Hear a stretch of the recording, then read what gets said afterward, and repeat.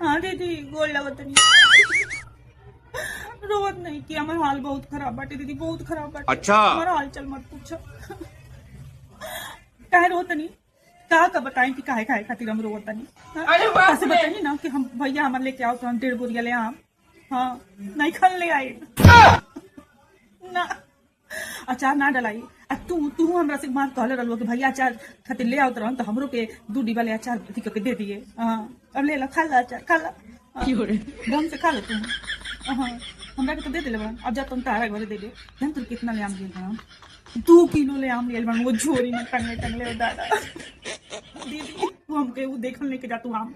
वो आम हम बिक देम वो आम अच्छा तू हमारे सास लेके झोरी आएंगे टांग टांग के सबसे देखा होता है भाई इनका भैया आम लेके आए इनका भैया आम लेके आए बड़ा।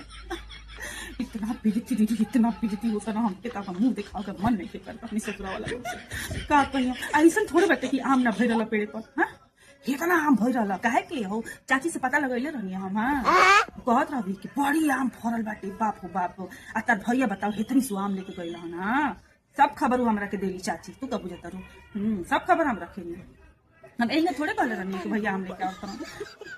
अच्छा तो इनमें भैया के को दोष नहीं दीदी ना दोष है नहीं कि भैया हमारा इतना सीधा तू तो जानते बारू। अब तू मान लो कि बढ़ बारू। हाँ तोहरी के नाहियो ले गए हन आम तो कोनो बात नहीं लेकिन हम तो छोट बहन रहनी है ना। हाँ हम तो छोट रहनी है ना हमरो के नाम का जुड़ल आम।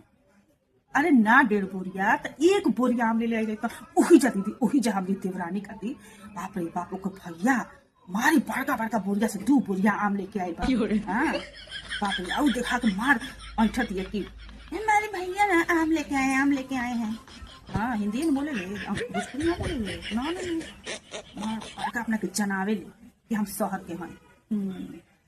ए दीदी अब हम नहीं जब हम जेबे नहीं करम गर्मी के अच्छा हम नहीं जा सके ना सबे पूछा था कि जेबू ना लेकिन हम का कहीं हम इंग बहाना मार देता कि ना हम नहीं जम नहीं है मन नहीं करता हमरा जाए के। लेकिन का बताएंगे इस सब जानते सब भौजी कटले बाड़ी कुछ सामान हम जी पेप्सी के बोतल है पेप्सी के बोतल कहत रही पेप्सी के बोतल दुकान कहत रहे भैया का कि पेप्सी की बोतल कहाँ से ले आए दुकानिए में बंद रहल। अब बताओ दीदी दुकान बंद हो मतलब शहर के उनका दुकान बंद हो गई बाटे। हाँ का बताई दीदी लड़का वही से आगे पीछे कूदत रहा मामा पेप्सी के बोतल कहाँ बा। मामा कहत रहे कि दुकानिए बंद रहला का बताई दीदी अब